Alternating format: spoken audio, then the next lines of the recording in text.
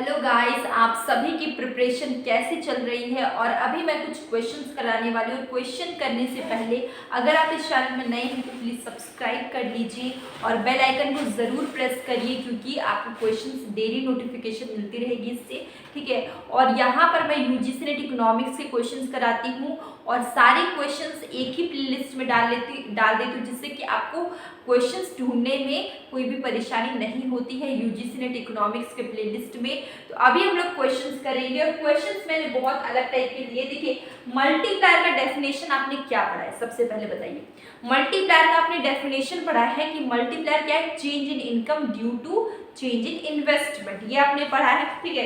लेकिन यहाँ पर जो क्वेश्चन मैं लेकर आई हूँ, आपने ऐसा क्वेश्चन कभी भी नहीं देखा होगा, ठीक है। बहुत अलग है। यहाँ पर मल्टीप्लायर के 3 फॉर्मूला से क्वेश्चन नहीं है, यहाँ पे दिमाग लगाने वाला क्वेश्चन है। जैसे कि देखिए, हम लोग ने मल्टीप्लायर को पढ़ा है। मल्टीप्लायर को हम लोग किससे डिनोट करते हैं? के से। और इसका 3 फॉर्मूला मैं हमेशा से बताते आई हूँ। 3 फॉर्मूला में से मैं यहाँ लिख देती हूँ। फॉर्मूला नंबर 1, फॉर्मूला फर्स्ट क्या है? Multiplier K is equal to change in income due to change in investment, ठीक है। Change in income due to change in investment, ठीक है। ये हो गया मल्टीप्लायर। उसके बाद सेकेंड फॉर्मूला क्या है मल्टीप्लायर का? Second formula is K is equal to 1 upon MPS, ठीक है। ये सेकेंड फॉर्मूला है। और third formula is K is equal to 1 upon 1 minus MPC, ठीक है। तो ये आपका है थर्ड फॉर्मूला। तो हम लोग ने मल्टीप्लायर का ये 3 फॉर्मूला पढ़ा है और ये तीनों से बहुत सारे क्वेश्चंस आते हैं, ठीक है। पहला है change in income due to change in investment. Second, multiplier is equal to 1 upon MPS। MPS क्या? Marginal propensity to save. Third is multiplier is equal to 1 upon 1 minus MPC। MPC क्या है? Marginal propensity to consume, ठीक है। आप जितना कमाते हो उसमें से कितना कंज्यूम करते हो, MPC। आप जितना कमाते हो उसमें कितना सेव करते हो, MPS, ठीक है। MPS हो जाता है। और ये क्या है? Change in income. इनकम में कितना चेंज है? Due to change in investment, ठीक है। ये चीज हो गया। ये 3 फॉर्मूला हम लोग ने मल्टीप्लायर का पढ़ा है, ठीक है। और इससे न्यूमेरिकल्स भी आते हैं। जैसे कि न्यूमेरिकल्स कैसे आते हैं मैं डिटेल में बता रही हूँ वीडियो, ठीक है। कोई जल्दबाजी नहीं है मुझे, ठीक है। आप भी आराम से पढ़िए। न्यूमेरिकल्स आपको कुछ ऐसे आएंगे कि आपको क्वेश्चन में चेंज इन इनकम गिवन होगा, ठीक है। चेंज इन वाई आपको गिवन होगा, कुछ भी number. Change in investment given होगा, ठीक है। और आपको निकालना होगा मल्टीप्लायर। एक इस तरीके से क्वेश्चन आ जाएगा। दूसरा ये इस तरीके से क्वेश्चन आएगा कि आपको क्वेश्चन में MPS गिवन होगा, ठीक है। और आपको निकालना क्या होगा?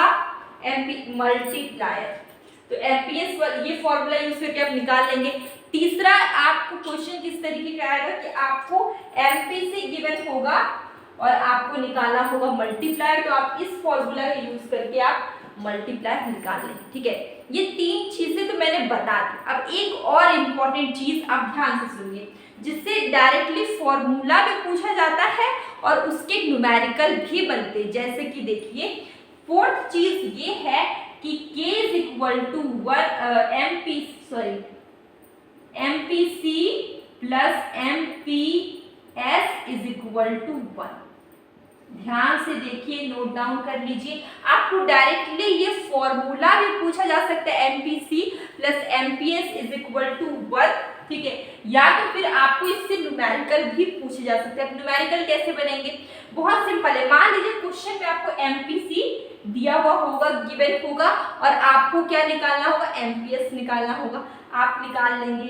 अगर क्वेश्चन, और दूसरा तरीका ये है, या तो क्वेश्चन में आपको MPS गिवन होगा और आपको क्या निकालना होगा? MPC निकालना होगा, तो भी आप निकाल लेंगे। तो इतने तरीके से मल्टीप्लायर से क्वेश्चंस पूछे जाते हैं, ठीक है। तो न्यूमेरिकल्स आते हैं, इसलिए मैंने न्यूमेरिकल्स पूरा डिटेल में बता दिया। तो आप इतने तरीके से क्वेश्चन प्रैक्टिस करिए और मेरे साथ क्वेश्चन प्रैक्टिस करिएगा, तो ये सारे तरीके, मतलब ये सारे क्वेश्चन आप कर लेंगे। मैं डेली में ये सब क्वेश्चन आ ही जाते हैं करवाते हुए, ठीक है। तो अब हम लोग मेन क्वेश्चन पे आते हैं कि मल्टीप्लायर मॉडल एक्सप्लेन, ठीक है। तो यहाँ पर मल्टीप्लायर मॉडल क्या बताता है, क्या एक्सप्लेन करता है? वर्किंग ऑफ एग्रीगेट सप्लाई, क्या एग्रीगेट सप्लाई बताता है या वर्किंग ऑफ एग्रीगेट डिमांड बताता है, ठीक है।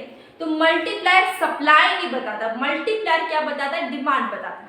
मल्टीप्लायर का फॉर्मूला से आप समझ लीजिए, मल्टीप्लायर का फॉर्मूला क्या है, change in income, change in income due to change in investment, ठीक है। तो मल्टीप्लायर क्या बताता है, कभी भी सप्लाई नहीं बताता, मल्टीप्लायर क्या बताता है, डिमांड बताता है। तो वर्किंग ऑफ एग्रीगेट डिमांड, ठीक है, आंसर क्या होगा, B, working of aggregate demand, ठीक है।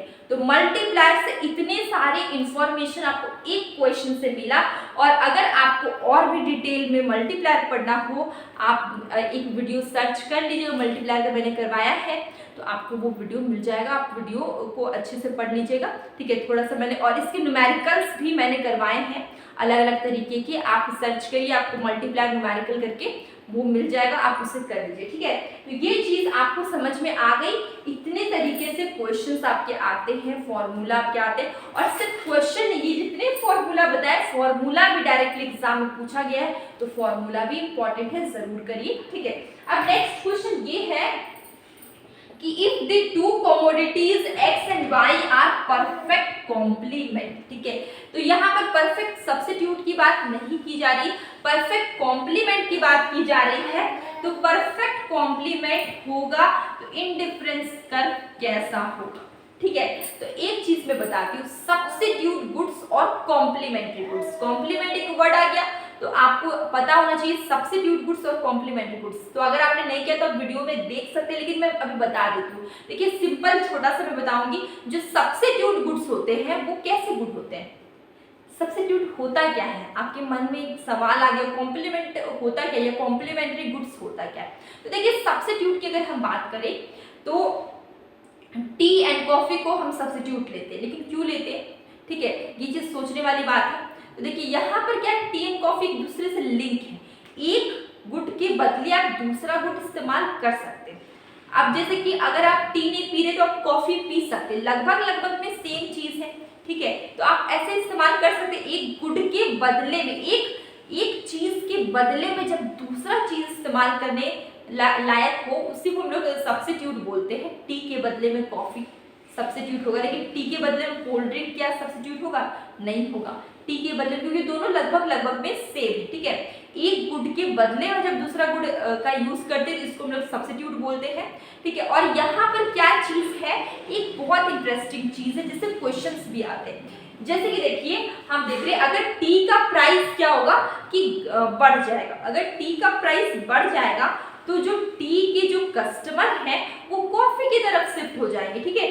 टी के कस्टमर कहाँ शिफ्ट हो गए, कॉफी की तरफ शिफ्ट हो गए। इससे क्या होगा कि ये तो कॉफी के लिए फायदे की बात है, जब कॉफी की तरफ शिफ्ट कर गए टी के कस्टमर तो क्या हो जाएगा कि कॉफी का डिमांड बढ़ गया, टी का प्राइस बढ़ा तो कॉफी का डिमांड बढ़ा। इससे क्या चीज समझ में आया कि एक का प्राइस दूसरे के डिमांड के लिए पॉजिटिव है, दूसरे कमोडिटी के लिए एक का प्राइस अगर बढ़ जाता है तो वो दूसरे कमोडिटी के लिए क्या है, पॉजिटिव, ठीक है। इसलिए दोनों के बीच में कैसा पॉजिटिव लिंक है, मतलब कि मान लीजिए टी का प्राइस 10 से 12 हो गया, इतना सस्ता तो नहीं होता है, और देखिए कॉफी का प्राइस मान लीजिए सेम है, जितना है उतना ही, ठीक है। तो ये इसका क्वांटिटी रख लेते हैं, इसका पहले मान लीजिए 100 लोग कंज्यूम करते थे, अब 80 लोग कर रहे हैं, और पहले कॉफी को 100 लोग कर रहे थे, अब 120 कर रहे हैं। एक का प्राइस बढ़ना दूसरे कमोडिटी की डिमांड के लिए पॉजिटिव है, बहुत अच्छा है, पॉजिटिव रिलेशन रखता है, क्योंकि दूसरे कमोडिटी उसका डिमांड क्या हो जा रहा है, बढ़ जा रहा है, ठीक है। तो ये आपका हो जाता है टी, ये आपका हो गया सब्स्टिट्यूट गुड्स। लेकिन अगर हम बात करें कॉम्प्लीमेंट्री गुड्स की, तो कॉम्प्लीमेंट्री गुड्स क्या होता है कि जब हम लोग दो चीजों का इस्तेमाल साथ साथ करते हैं उसको हम लोग कॉम्प्लीमेंट्री कहते हैं।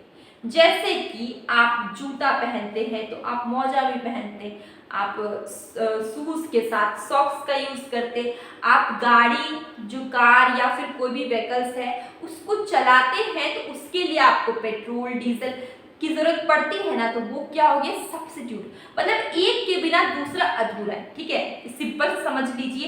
इसको हम लोग कॉम्प्लीमेंट्री गुड्स कहते हैं। जब दो चीजों का यूज साइमल्टेनियसली या एक साथ करते हैं, उसको हम लोग क्या बोलते हैं, कॉम्प्लीमेंट्री गुड्स बोलते हैं।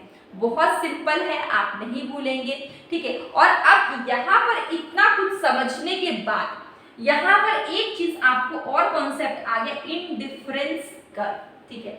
इंडिफरेंस कर्व क्या है, is the combination of two commodity which give us equal level of satisfaction.